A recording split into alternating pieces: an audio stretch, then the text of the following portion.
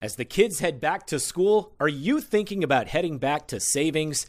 It's the perfect time to refocus on your home financing with the Sharp Loan Team at Highlands Mortgage. With interest rates lower than your back-to-school checklist, they're here to guide you through financing or buying that dream home you've always wanted. Get tailored service that meets the unique needs of your family. Enjoy competitive rates that make switching a no-brainer. Access expert advice to navigate the complexities of refinancing or making your first purchase. And with their convenient online process, managing your mortgage will fit right into your busy lifestyle. So you ready to learn how much you can save? Join the savvy homeowners of the Triad who trust the Sharp Loan Team to help them with their mortgage needs. Refinance or buy, let's connect and chat about your savings plans today. Visit sharploans.com and take that first step toward better financial health. Remember, school's back in session along with the savings. Choose the Sharp Loan Team, your smart partner in home financing. Call them today, 336-575-9448. This is the Triad Podcast Network. Wake Forest women's soccer has become a national force to be reckoned with this year, navigating one of the country's toughest schedules early on that's featured a stiff run of ACC teams out of the gate. The first four league opponents carried a combined record of 31-2-1 at the time of playing Wake. And so far, the Deacs have passed the test, with September wins over the number 1 and number 2 nationally ranked teams. But if we're being truly honest, each of the previous 27 seasons, all coming under head coach Tony DeLuz, have produced Demon Deacon teams that never back down from a challenge and seemingly always embrace the opportunity before them. DeLuz is one of only 11 coaches in Wake Forest history across all sports to win 200 games at the helm. There's 11 top 5 wins in all. And the two this season have helped propel the Deacs most recently 8 spots in the United Soccer Coaches Top 25 poll to 5th nationally. DeLuz guided Wake to 18 straight NCAA tournament appearances through 2015 and has led them to at least the second round in 8 straight seasons, having reached the quarters twice and a first-ever college cup in 2011. DeLuz and the Deacs have their sights set on returning to the sport's grandest stage in 2024, and their play thus far shows that they're ready to seize the moment and build upon an already sparkling resume. I'm your host, Kyle Schasberger, and this is Wake Forest women's soccer head coach Tony DeLuz on Triad Sports One-on-One. The vibes are high in Deactown. How would you grade the team's progress to this point with, as we visit, 6 regular season matches remaining, Tony? I think it's carried on, really. We had a great spring.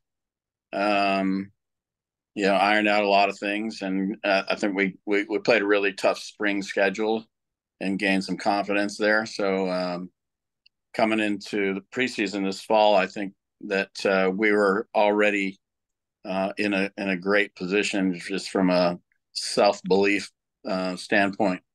But we've gradually improved in every area. We've had to adjust, make some changes because of injuries as we've gone through. But I think the players have adapted really well, and our consistency in performances has been fantastic. So that's the key, is that in the ACC, once you get into the season, you have to have consistency and high performance. And, these first 4 games really tested us as far as that goes. And so I'm really happy with that level. We've maintained a high level in every single game.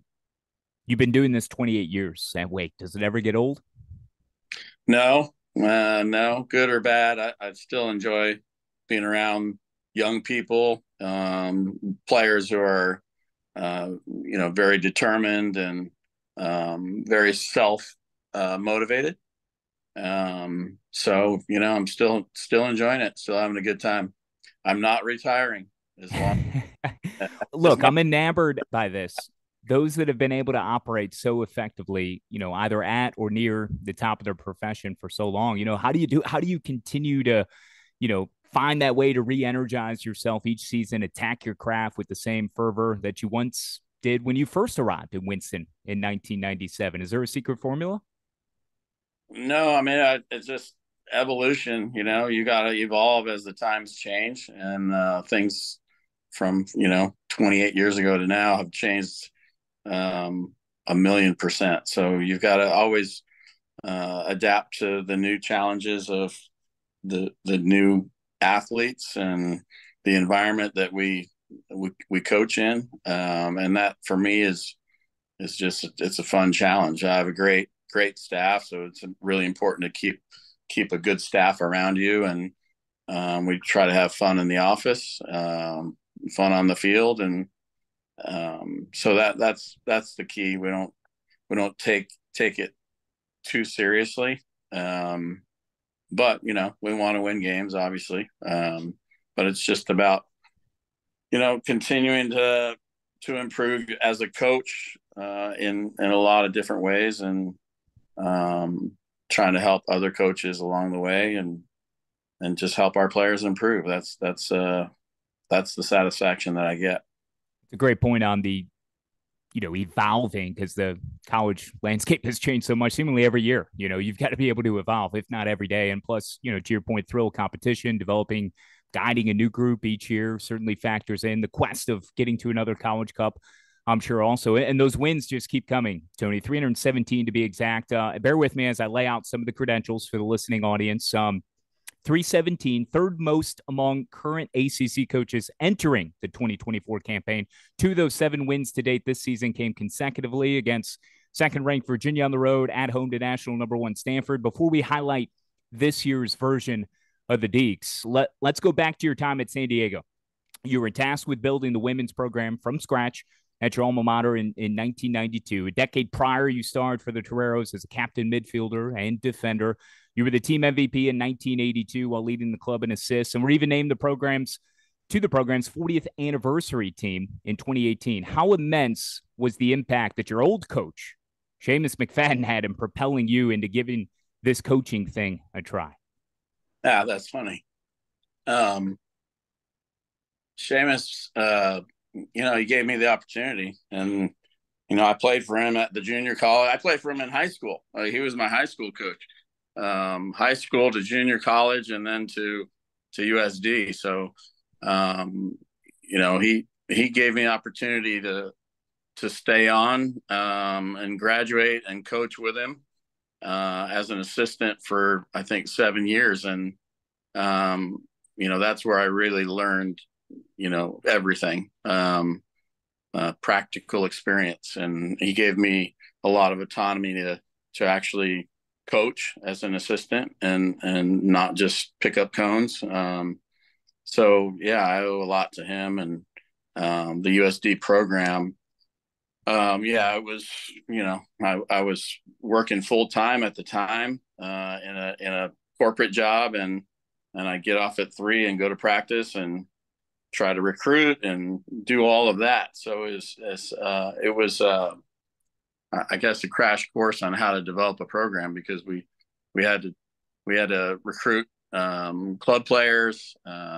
We only had, I think, 1 scholarship in that first year, and in 5 years we're in the NCAA tournament, and I think we beat Texas A&M away in the first round of that tournament, and then they were a very high seed at the time, and so we built something that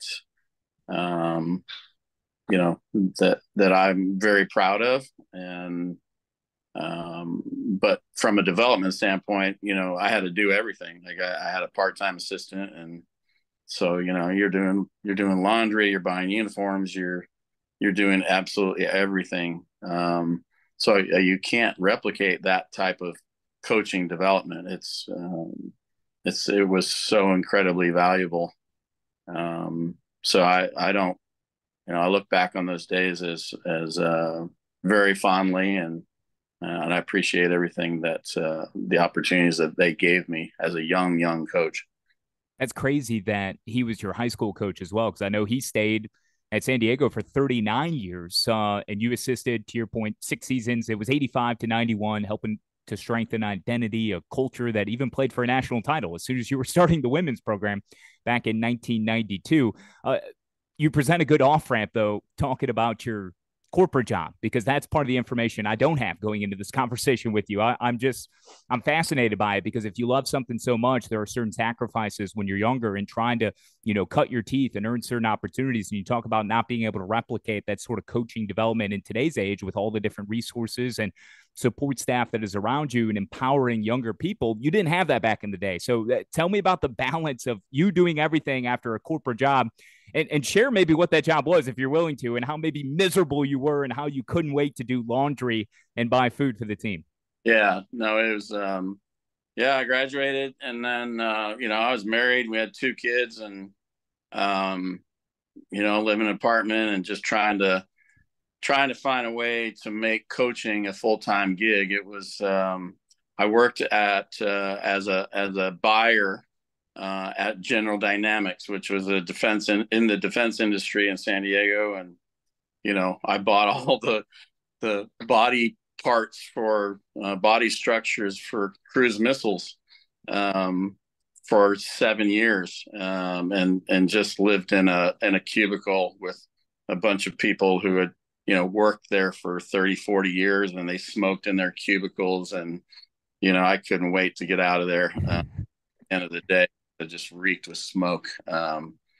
So yeah, I had the opportunity, actually forced opportunity, because there were layoffs, at Christmas that last year. And the position opened up, to start the women's program. It was a half-time position. It paid $13,000, no benefits.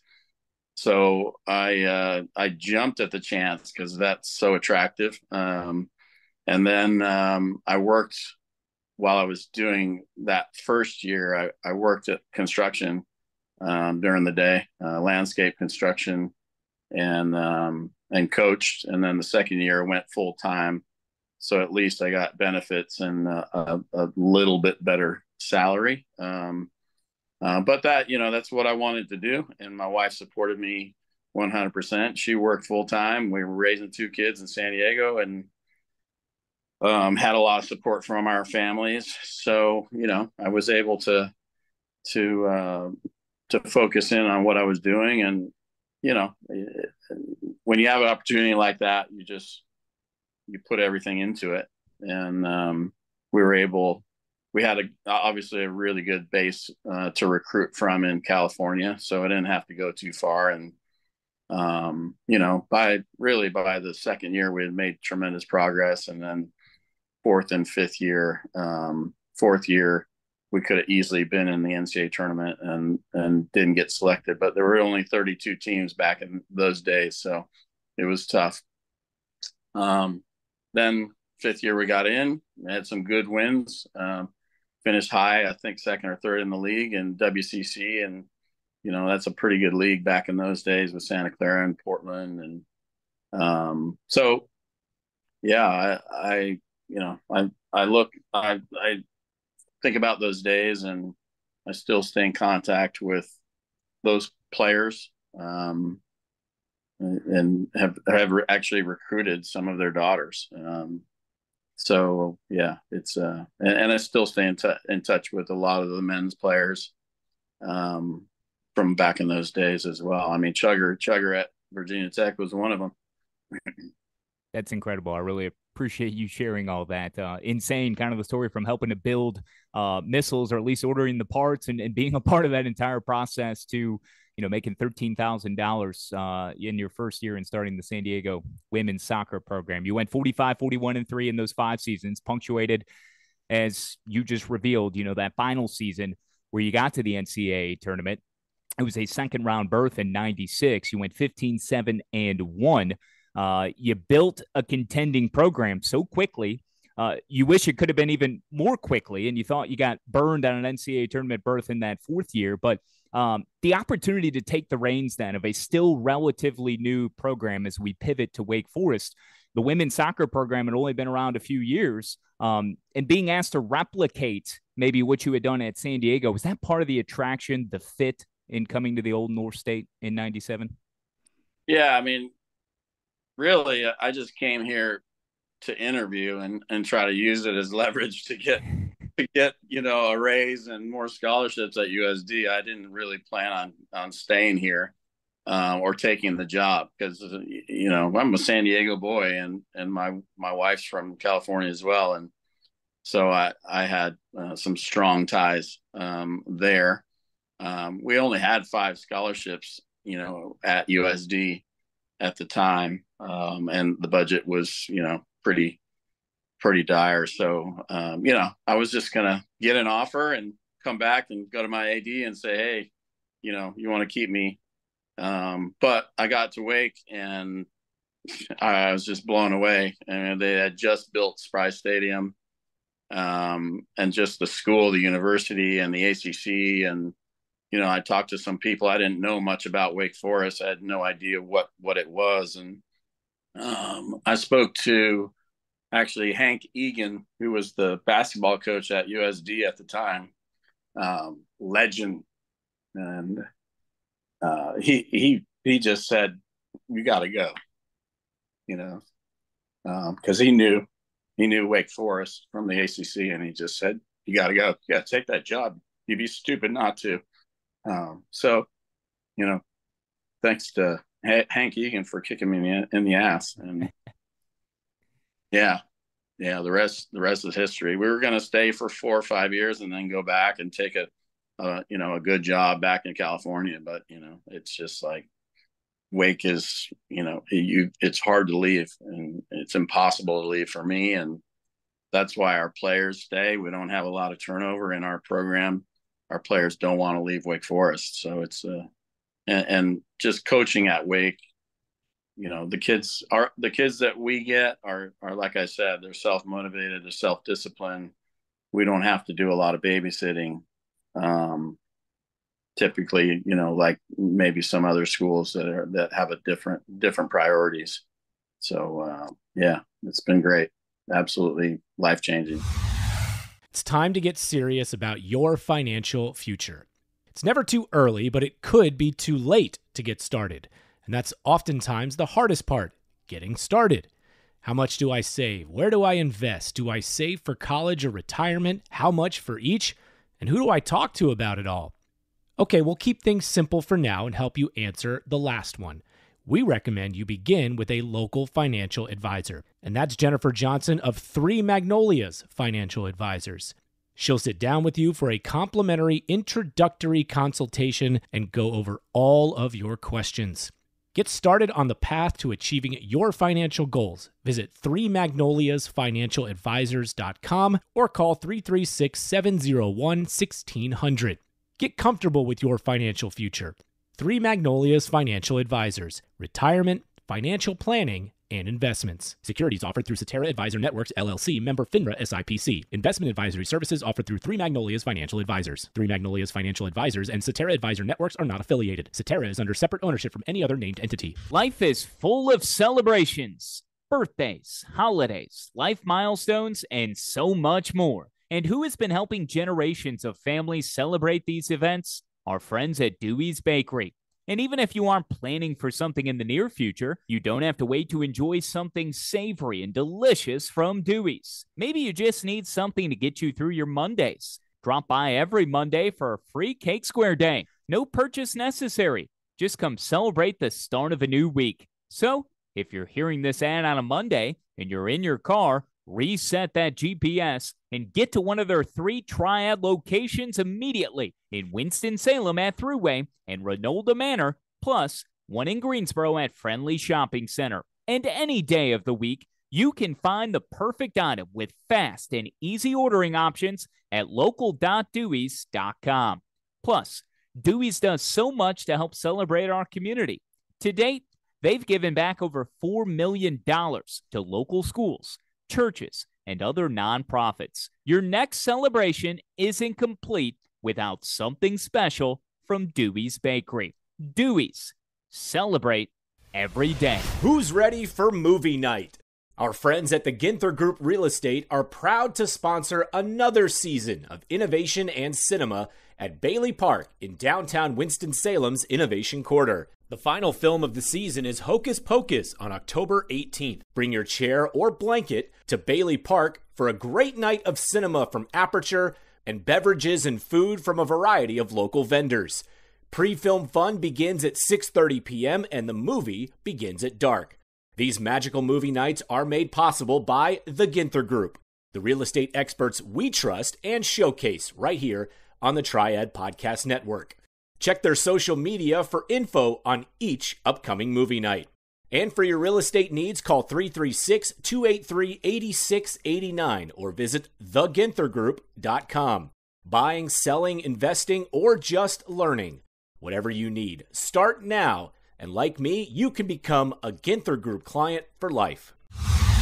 Wake women's soccer around for 31 years. You've been a constant for 28 of them now. A stretch that has included 21 bids to the NCAA and ACC tournaments, first ever league championship in 2010, program's lone college cup in 2011. Fast forward to 2024, just a couple of weeks ago, you become the first team in NCAA history to defeat the nation's top two teams in consecutive matches.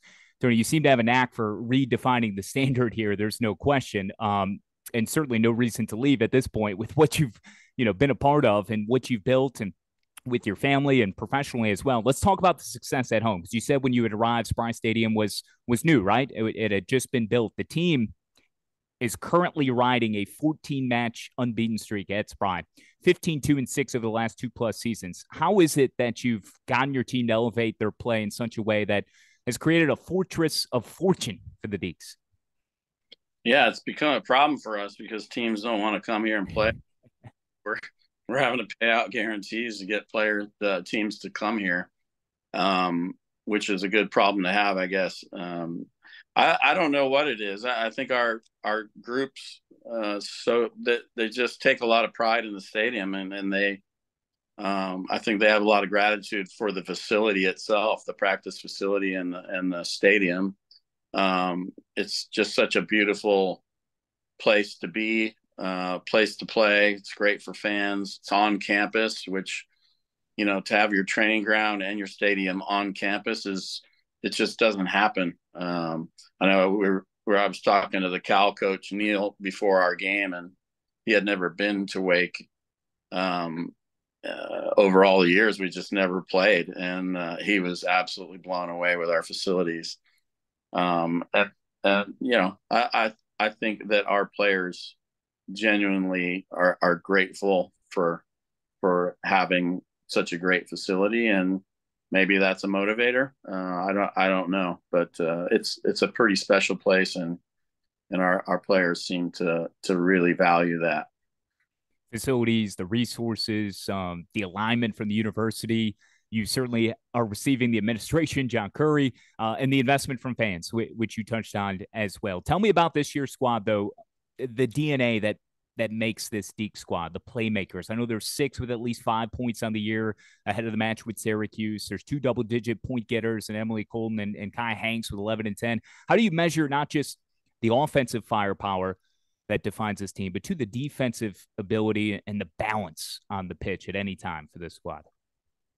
Yeah, I think balance is the key word. It's that we have we have 11 stars on the field, and that was my my pregame speech against Stanford, because they've got a million 5-star recruits on their team and a bunch of national team players, and I was joking saying that I'll take my 11 1-star recruits together over them. We have some really good players, obviously, but the balance that we have in our scoring, actually, it's we've probably got 7-8 different scorers on the team. Defensively, it starts up front with Emily Murphy, with Colton, with Kaya. The front line presses as well as any team I've ever had, and they, without the ball, they work and work and work to put our opponents under pressure. So it starts up there, and then from a team standpoint, we always emphasize having cover and having balance defensively. And I think the entire team buys in and takes a lot of pride in defending as a team. So it's not just one player. It's definitely a collective effort. Everybody understands the system, what we're trying to do, and we have full buy-in. So that's the biggest part of it. I think some of our key players are now starting to really feel their game, which is Colton, Murphy, Kaya, that had a slow start, and we compensated with other players stepping up in big games, and now those guys are feeling it. So we've got a lot of good things going. That win over Stanford leads me to a question about your counterpart in Bobby Muse on the men's side, because it's believed that this Wake Forest team and all of the women that you had mentioned there and each part of this team certainly has been instrumental in the success thus far. And the job's not finished. I realize that. Everyone realizes that. That's supporting Wake here at this stage as we come down the final third, if you will, the ACC season. It's believed that this team is the sixth team in Wake Forest history to knock off a national number one, joining baseball, men's basketball, men's tennis, field hockey, and men's soccer. So what's it like in having someone as successful as Muse in guiding men's soccer? Do you all interact often at all, talk shop, share war stories? Are there insights to gain from each other in spite of the differences between the men's and women's game at all? I'm just curious about that relationship. I think our staffs have good relationship, working relationship, and personal relationship. I mean, Bobby was here when my son played at Wake. So, he went away, and I made a really concerted effort when Jay left to bring Bobby back, because I thought he was the right guy for the job, and I pushed pretty hard for him. And we don't talk shop, in other words, I think, but we definitely support each other's programs. The teams support each other. The teams are very tight. So it's not all programs have men's and women's soccer. They're throughout the SEC and some other places, even in our league, they don't have men's soccer, and I think that there is some synergy when you have both programs that are training next to each other and being able to watch each other's games at a high level in the ACC. I think it creates a real buzz between both programs. So that's something that only helps us. I think it helps in both areas from a recruiting standpoint. And it's a soccer program. It's not just men's, women's separate. It's an overall soccer program, and we enjoy going to their games. And obviously, my son played there and had a lot of success, so I have a lot of I guess vested interest in their program, and I enjoy when they succeed. So it's definitely not a competitive thing. It's just support each other when we win, support each other when we lose. That's awesome. And it's unique to hear that in your words, that balance, that synergy, as you put it. A couple more minutes, Tony. You've been awesome. You've been super gracious. I know severe weather has been barreling down here on us in the Southeast. And I'm curious, your favorite part of Winston, but besides your family, the job, Wake Forest University, what do you like about this town and community so much? I mean, you've been here long enough. I value your opinion. Well, right now I'm living downtown, so we're living downtown life a little bit, which has been different, and it's kind of fun to be downtown and get around. And but we kind of grew up with the kids being around Ronaldo Village and that trail, and just kind of hanging out there. And Salem Lake is a really good place to just get away and ride bikes or just take the dogs for a walk. And the rest is just supporting Wake athletics. It's really fun to support basketball and football and some of the other sports. So but those two areas have a lot of great memories for us, and so we're there a lot. Next time you're walking down Trade Street, give me a buzz. My day job, Learfield, is right there, 540 North Trade, with the basketball court in the lobby. I'll give you a tour. What other hobbies do you have beyond soccer? What do you like to do? Well, when we were living in the house, I garden a lot. I like to grow tomatoes. I like to grow anything really, and so I've done that a lot, and I got into some woodworking just because of our garden and our yard. It was I like to do a lot of outdoor yard art type of thing, and so when we get back into our a house, I'll get back into that. But that was kind of my escape, and just being able to go down the shop and just disappear for a while and not have to think about stuff. So, So soccer related, but you are active in coaching at the youth level as well. You got the Tony DeLuise Soccer School .com you can go to. Well, why is that important to you? Maintaining, strengthening those relationships with the youth. well, I think it builds, a tie to the community, and gets kids on campus and growing up and being on campus, and maybe they want to come to Wake. The ID camps as well is great exposure for us. Someday maybe I'll have my grandkids come. I've got two grandkids now, which we love, and we love to spend time with them, Max and Frankie. And so it's fun to just, I guess, being around young kids. It's different because they don't have,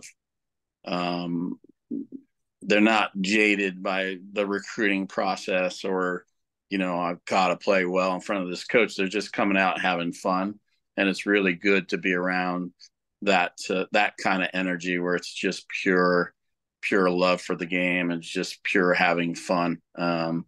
That's not always the case in our profession, as you know. So I feel like once I get in there with them, with the young kids, it kind of it lightens you up a little bit and puts things in perspective. And our players work the camps and they enjoy the same thing, just being around the young kids. And it kind of, I think it puts things into perspective for them, that they think back and they reflect on their camp days and their young days. And so, yeah, it's been great just to develop that relationship with the community. Yeah, I have a 9-year-old, and I see firsthand the way she looks up at some of those camps she goes to for softball, just high school girls, on the current high school teams. And, I know how much that means, what impact it can have, certainly with youngsters, which is something I'm experiencing as a father now. So it's great stuff that you do. It's beautiful. We'll end on this, get you out the door. One final tough question. In what ways, and this is our dismount, can the Wake women's soccer team most improve this year if we're going to realize its goals of an ACC championship and a deep NCAA run in search of the program's first ever national title?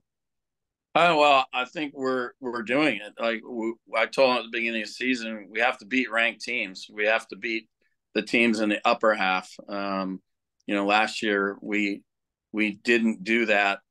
We tied some teams in the lower end of the league, which was below our standard, and but we had to have, other than Virginia and Virginia Tech last year, we didn't beat high level teams. And that's what sets you apart in the NCAA tournament. That's what gets you seeding in the ACC tournament and the NCAA tournament, which is so important to be able to be at home. So, that's the difference, is our ability to beat ranked teams and teams that are in the higher, the upper end of the league. So we're definitely, we've accomplished that. We've beat some good ranked teams non-conference, with beating Mississippi State, and even Army turned out to be a really good win for us. So yeah, that's for any program. You have to beat ranked opponents in order to excel and to earn that seeding, that national respect. So that will continue to be our goal throughout the end of the season. And I'm sure you understand never to kick a foreign object on the sideline again, like when you got your foot caught in the crate back in 2020. I saw that video in preparation. How much grief did you get from that? Still, obviously, I'm still getting grief. It's the gift that keeps on giving. It'll never go away. And every time my birthday is August 30th, so I inevitably on my birthday get the video sent to me by alumni. I actually had one small group of smartass alumni that sent me a box with a crate in it with a bunch of toys, I guess coping toys, like those little soft mushy things. And it was, it wasn't my finest moment, but I saw Pep Guardiola on the weekend kick his chair so hard it almost broke the thing off. So it's just an emotional game, and you want to do well, and there are disappointing moments, and sometimes stuff like that happens, but it is what it is. I'll move on. It'll always be there. I'm sure it'll be on my highlight reel forever, but whatever. There's a lot of good things that happen instead of that. So I'll try to reflect on those. Well, you're being a great sport. That's awesome. I appreciate you sharing your story, Tony. Home matches remain for Wake Forest. By the way, everything Wake women's soccer, go to godeacs.com, but home matches remain in October. Okay, Florida State, Thursday, October 3rd, as well as Duke on Sunday, October 27th, and then NC State, Thursday, October 31st. That's the regular season finale. So 3 home matches remain at Sprott Stadium. Go to godeacs.com. Tony DeLuz, the head women's soccer coach, joining us on Triad Sports One-on-One. Thanks so much for the time, Tony. Thanks for having me. Anytime. Go Deacs. Hey, thanks for listening to this episode on the Triad Podcast Network. Our mission is simple: provide information, advice, and stories about the people and places that make the North Carolina Triad such a great place to be. You can find us by searching Triad Podcast Network on Apple Podcasts, Spotify, pretty much wherever you like to listen. If you like what you heard and want to support the show and those that contribute, we would truly appreciate a rating and review on your favorite podcast app. It helps spread the word along, as do your shares on social media. You can find us on Facebook, Twitter, Instagram at Triad Podcast. To get in touch with us, simply email info@triadpodcast.com. Thanks for listening. This is the Triad Podcast Network.